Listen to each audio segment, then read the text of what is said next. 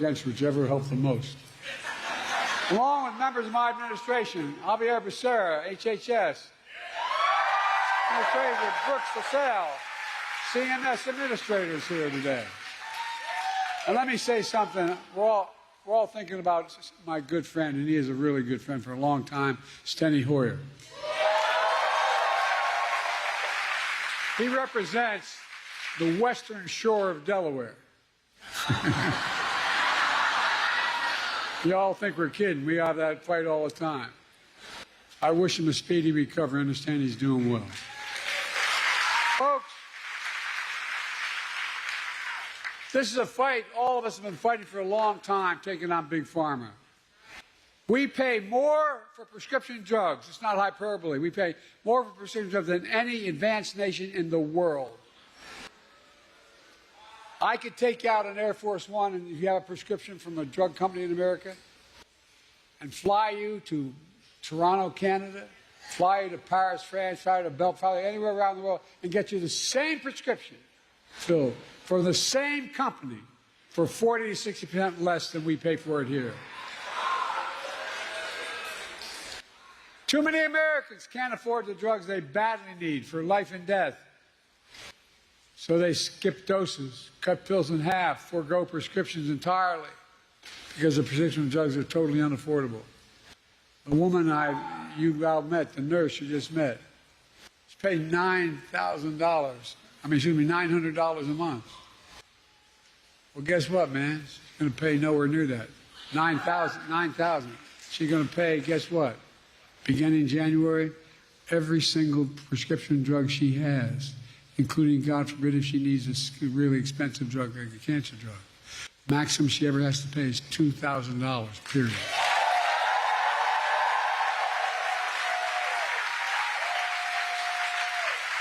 That's why from the time I was in the Senate, I worked tirelessly to give Medicare the power to negotiate lower drug prices, just like the Department of Veterans Affairs. In fact, I was reminded by staff today, one of the first major bills I worked on was in 1973. I co-sponsored legislation led by Senator Frank Church that let Medicare negotiate the cost of drugs. 1973, this fight's been going on. You know, the VA pays, as they should, 50% less than Medicare because VA can negotiate the prices. But for years, Big Pharma blocked Medicare from negotiating lower drug prices. As a consequence, they're able to maintain the exorbitant price increases and the profits are uncalled for. Look, but this time we finally beat Big Pharma.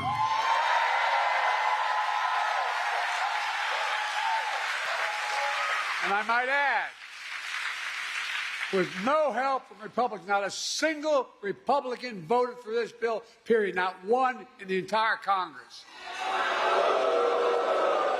Now, the reason I say that is not to make a political point about them, if they had gotten their lesson, but guess what? The guy we're running against, what's his name? Donald Dump or Donald, whatever. They want to get rid of this, what we passed. They're fighting to get rid of what we've just passed. No, I'm serious. No help from Republicans passed the Inflation Reduction Act thanks to the tie-breaking vote of Kamala made it possible. Folks, it really matters. For example, take the insulin needed to treat diabetes. The guy who invented that insulin 100 years ago didn't put a patent on it because he wanted it to be available for everybody. He didn't even patent it. Well, guess you know how much it costs those companies to make that insulin? $10, T-E-N. That's the God's truth. $10, number one. Number two, to package it and ship it, you might get it up to $13. But they were charging up to $400 a month for it. But now they can't charge more than $35 a month.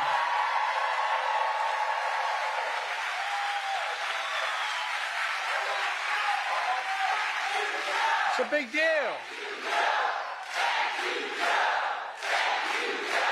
Oh,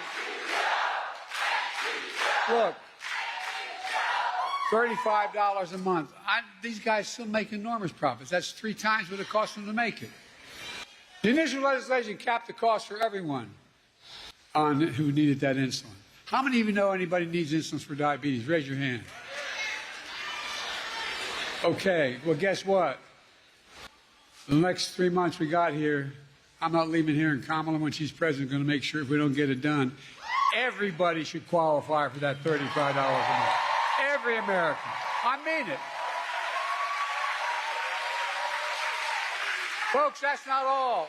The same law we wrote, means starting in January of this year, every senior in the United States of America, no matter what their cost of drugs, and like I said, some of these cancer drugs are $12,000 a year. Every single penny they spend, they never have to spend more than $2,000 a year for all drugs. All drugs. And we're going to fight to make sure everyone qualifies for that as well. Look, all together, our reforms not only save lives, but here's the point people don't talk enough about. It saves the taxpayers billions of dollars. What we've done so far will save the taxpayers over the next 10 years $160 billion. Taxpayers, lowering the debt. I mean it. Because they don't have to pay the exorbitant price that Medicare had to pay before. They're going to pay $35 instead of $400. Folks, and those savings are only going to increase for American taxpayers because it matters. Look, but that's not all the Inflation Reduction Act did. Last summer, I announced under that law, Medicare is going to select, and it's already passed law, 10 drugs a year, going up to 20 till we get every single drug every year. Drugs treat from everything from heart failure, blood clots, kidney disease, arthritis, blood cancers, and more. And today, I'm proud to announce that Medicare has reached agreement with all manufacturers on all 10 drugs selected in the first round of negotiations. The new lower prices for all 10 drugs will go into effect in January of 2026, not this January, next January. Negotiations cut the price of these 10 drugs for Judy and others who are Medicare nearly 40 to 80%, depending which drug it is. Let me give you one example. Non-insulin diabetes drugs cost $530 a month. Some of you may know that. Guess what? It's now only going to cost $115. By the way, these new prices on 10 drugs will cumulatively mean $1.5 billion less out of pocket for patients to the drug companies. Lower copays for many of the 9 million seniors who take these drugs. But that's not all. We're also saving the American taxpayer because of the new changes, $6 billion a year, because Medicare won't have to pay out them. Imagine that. $6 billion a year. But we could do that for child care and health care and so much more. We're just getting started. Under the law I signed, Medicare can negotiate lower prices for another 15 drugs next year, 15 the following, and 20 after that till every drug is covered. That's the law. Now. This is another really big deal. It means that Americans can save more money on from life-saving medications they need and deserve. It brings peace of mind. It's hard to explain. Kamala and I are going to keep fighting to lower the prescription drug costs for everyone, not just seniors. It's a fight that we have to continue. But guess what? Surprise, surprise. Big Pharma doesn't want this to happen at all. The pharmaceutical industry last year spent $400 million lobbying the Congress to stop this. $400 million. Worked pretty well. They didn't get one Republican voting against them. They all voted for him. Republican allies stuck with him. And the ability of the federal government to negotiate lower drug prices was tried to be stopped. But Kamala and all of us in this room are going to keep standing up for Big Pharma. I fought too damn hard to yield now.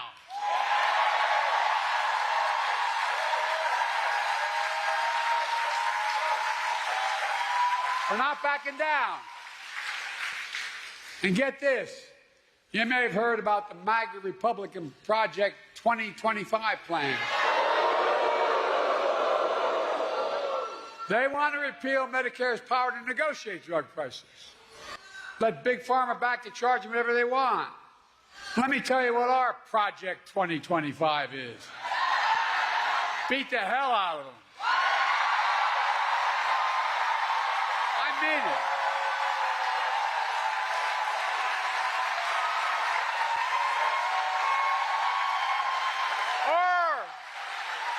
In January 25, total prescription drugs costs will be capped at $2,000, no matter how expensive they are. And some are expensive as $12 a year, $12,000 a month, I should say. Kamala Harris and Democrats in Congress will make sure that $2,000 cap covers everyone, not just seniors as well. Insulin costs just $35 for everyone, not just seniors. Our Project 25 will lower prescription drug costs for you, your families, instead of handing Big Pharma a big blank check. And look, and in the process, this is what we don't talk enough about, I think. In the process, we're going to save the taxpayer. The budget's going to be reduced by hundreds of billions of dollars. Hear me? Hundreds of billions of dollars. Just the first year, the first thing we passed, is $160 billion less that the government's going to have to pay out to farmers. But guess what? It can pay out for education, it can pay out for health care, it can pay out for so much more, or it can just simply reduce the deficit. He has exploded. Folks, that's what I call a win. Folks, there's more. My predecessor and his MAGA friends in Congress tried to repeal the Affordable Care Act, which is different. Obamacare. They tried to repeal it over 50 times. We stopped them. Along the way, I made the Affordable Care Act even stronger, protecting a million more Americans with pre-existing conditions. And guess what? There's over 40 million. MAGA Republicans in Congress don't want to cut Medicare, and so they want to cut Medicare and Social Security. Why? They want to give another, here's what they're proposing, just so you know what the budget is.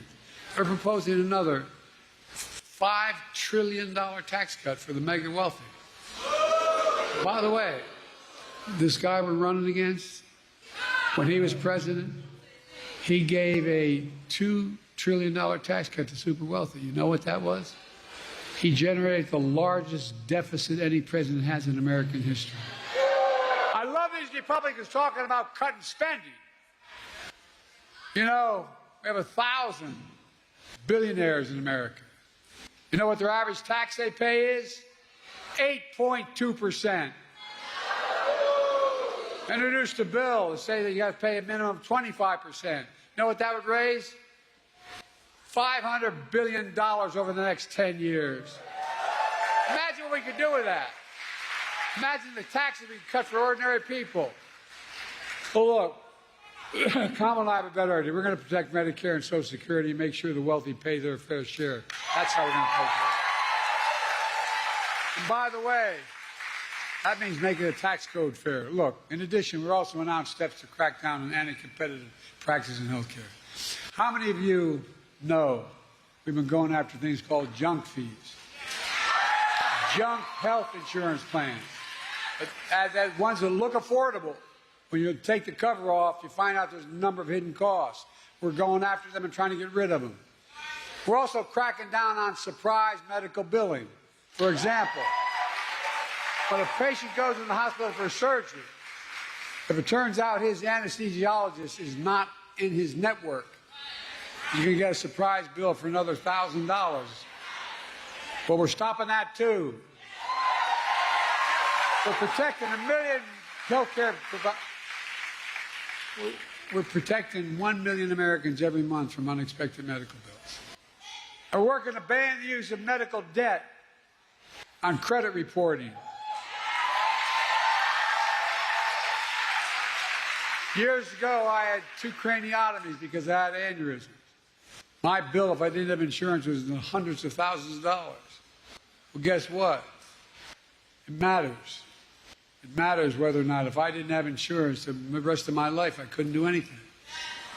I wouldn't be able to buy anything, wouldn't be able to have a credit, wouldn't be able to. Now, we're going to get rid of health care costs being on your, you have to still owe it, but you don't have to get your credit doesn't affect it. Look, I'm a capitalist. I have no problem with companies making money, but not by price gouging seniors and working families. I grew up in a family where my dad used to say, Joey, a job's about a lot more than a paycheck. It's about your dignity. It's about respect. And I really mean this. This is what he would say.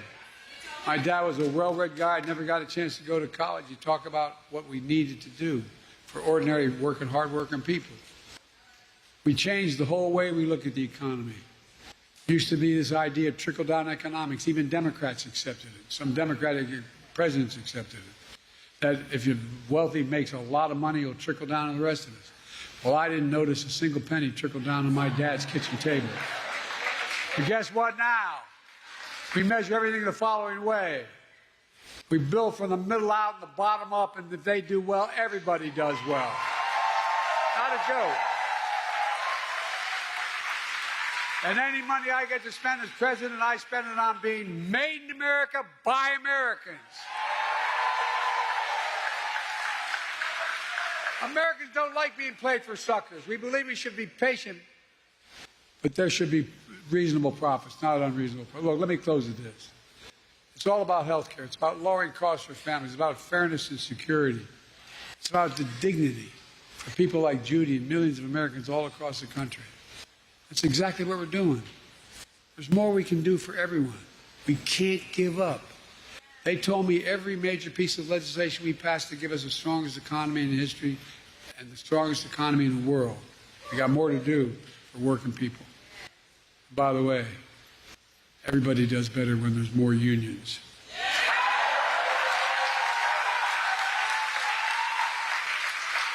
But we're finally getting it done. We can't stop now. We just have to remember who in the hell we are. We're the United States of America. There is nothing beyond our capacity in this country. We work together. Nothing. I'll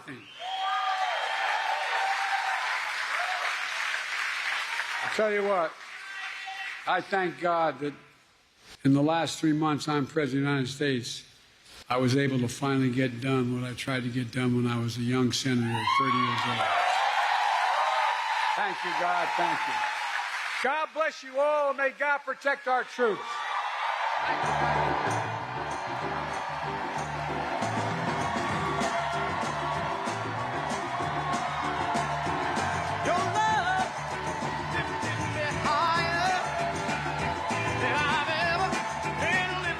You just heard President Biden and Vice President Kamala Harris speaking about lowering the costs of prescription drugs. A spirited crowd there in Maryland chanting, "Go Joe" and "Thank you, Joe." Harris opening by saying no senior should be forced to choose between paying for their medicine or paying their rent. Biden saying health care should be a right and affordable prescriptions is about dignity, peace of mind, and security. The president announcing Medicare has negotiated down the cost of 10 major drugs in the first round of negotiations, thanks to actions done and championed by the Biden administration.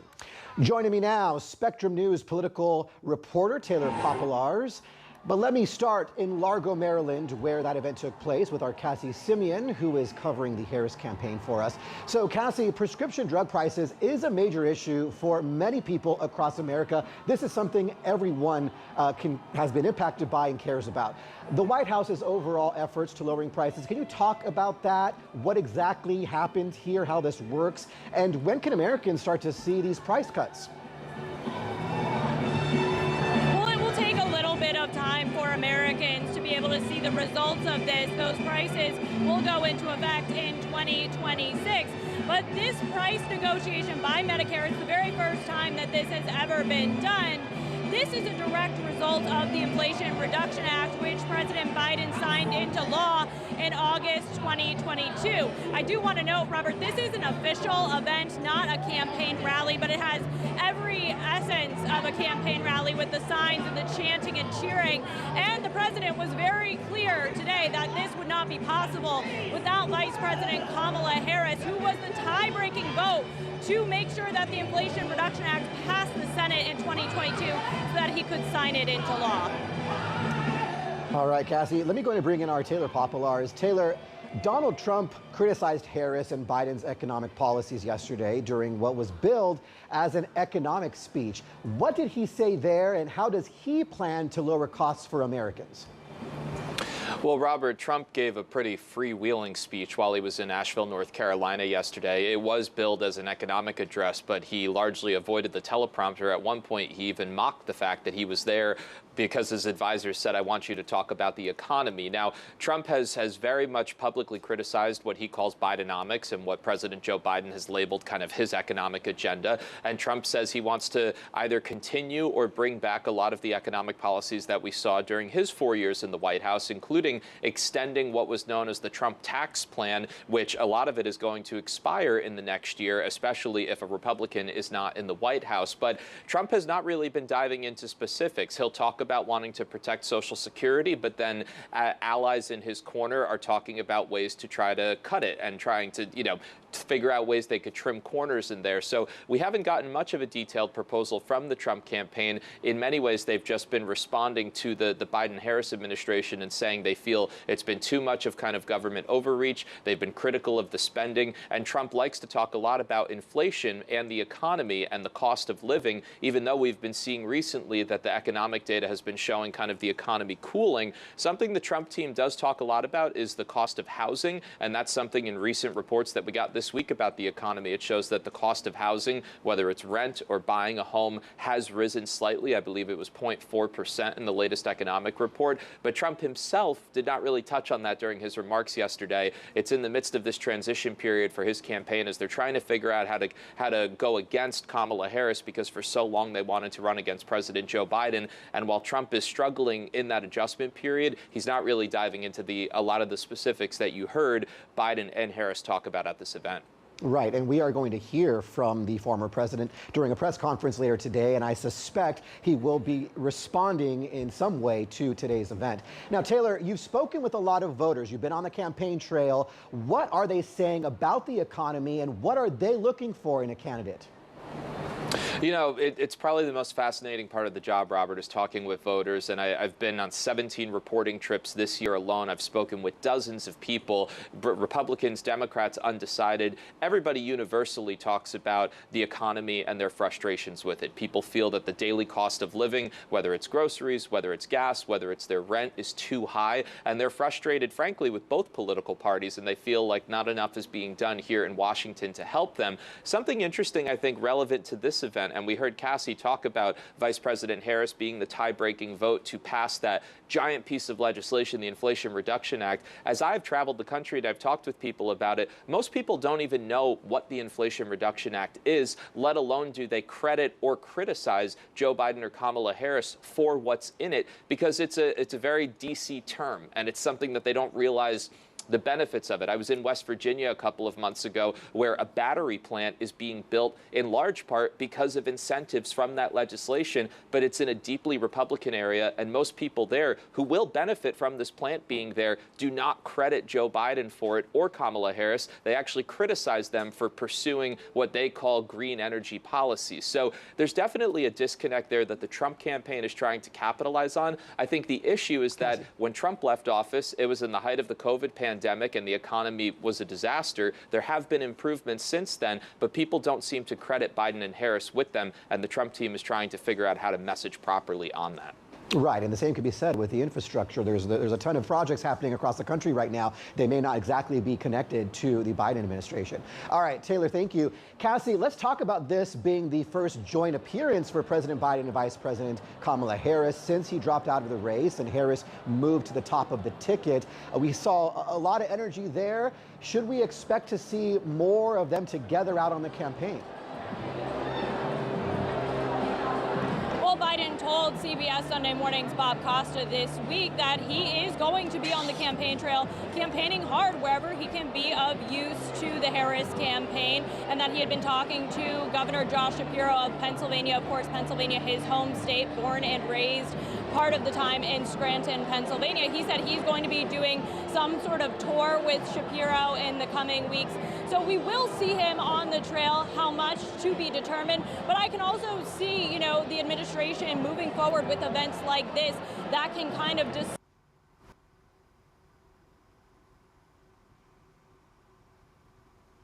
All right, looks like we're having some connection issues there with Cassie in Maryland at that event.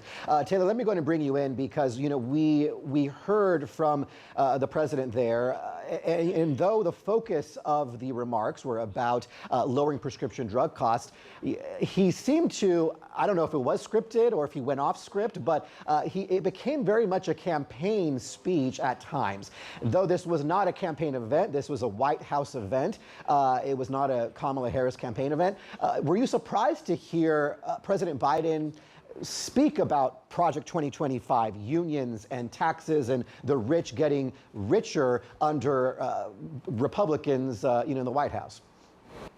Not necessarily, mostly because, as has been mentioned, this was Biden and Harris's first public appearance together at an event since Biden stepped out of the race in the midst of having COVID, and then Harris has been on a battleground state tour and has been busy running her own campaign. So even though this was an official event, I wasn't surprised to hear that, because a lot of what Biden said during this official event is a lot of what we hear from him when he speaks at other White House events. I thought one part that was interesting, I'm looking at notes, but he talked a bit about his age and he poked fun at himself, saying, I served in the Senate for 240 years. He served in the Senate for 36 years. He, at one point, said, when I entered office, they said I was too young, and now they say I'm too old. He also mentioned Trump in one point, saying, the guy we're running against, what's his name? Donald Dump or whatever. So yeah, it did have a lot of rings to a campaign event, but Biden really isn't out campaigning now. And so this official event kind of set the stage for that. And you could argue that, oh, that kind of goes against how the federal government operates, and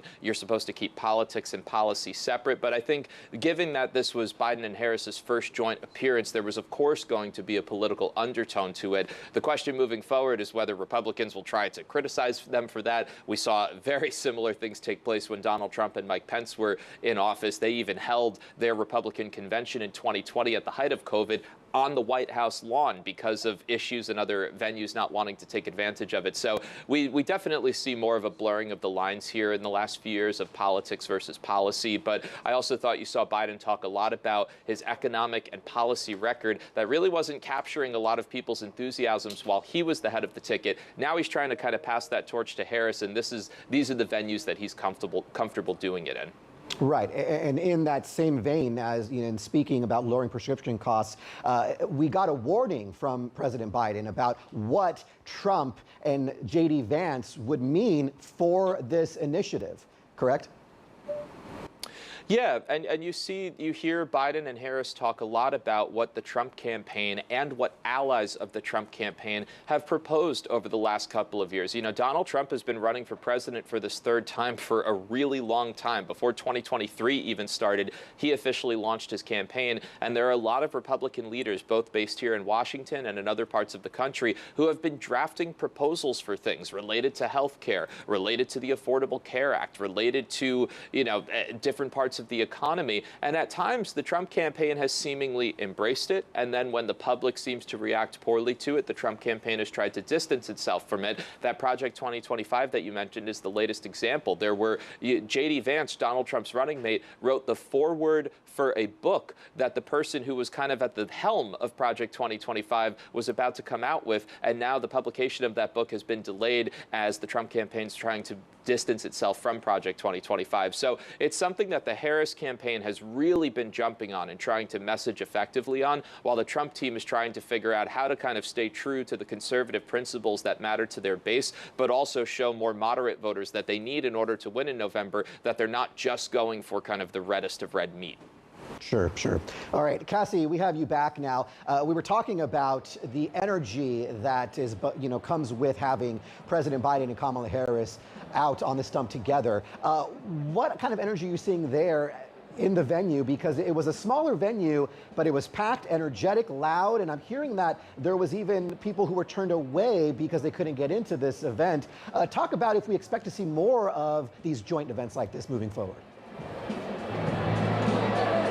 We saw a long line of people who got to the front and had to be turned away because the event space was simply at capacity. And just to give you a sense of how packed it was, Robert. They're actually pumping in additional air conditioning through doors that they have sealed off to make sure it stayed cool enough in the venue so that there were no medical emergencies or anything like that, that it would get too hot inside the venue. There was a huge amount of energy and support for President Biden when he took the stage. There were lots of chants and cheers of "Thank you, Joe." When Vice President Kamala Harris turned over the mic to him, their first joint appearance, as you mentioned, together since he dropped from the presidential race and passed the torch to her, she gave him a hug, and you could see her mouth, "I love you, I really do." Lots of love between these two and respect, and I think we will likely see more of these events moving forward with the two of them, even if it is in an official capacity, to be able to highlight the administration's work over the last 3.5 years. As I was saying earlier before we had some technical issues, her record is his record right now as his vice president, and so far she has really embraced that and looks to be expanding on that. Tomorrow she's going to make her first economic policy address on the campaign trail, and she's likely to build on a lot of the issues that Biden has focused on over the last 3.5 years, lowering prescription drug costs to continue that surge. We talked about here $35 insulin caps. That's something that is very popular, even if Biden and Harris don't get credit for it. Reminding voters that she was part of these policy decisions, that's going to be key for her and her campaign over the next several days. We also talked to some voters who said they're excited to hear about what she has to say about housing policy, that young voters are really concerned about the cost of rent as well as the cost of mortgages right now. I spoke with a voter who said, she was here today as a young voter because young people are taking care of their elderly parents and grandparents, that prescription drug costs impact them too. And so this is something now, this is the start of some momentum to talk about economic policy over the next several days for the Harris campaign as they head into the DNC. Right, like I said, Cassie, this is an issue that extends beyond DC, extends beyond politics, bipartisan in a sense, because anyone who is suffering from some kind of illness wants lower drug prices, right? Tell me what you're hearing there on the ground, because it's so important to hear from the voters there. What are you hearing from the folks who attended today?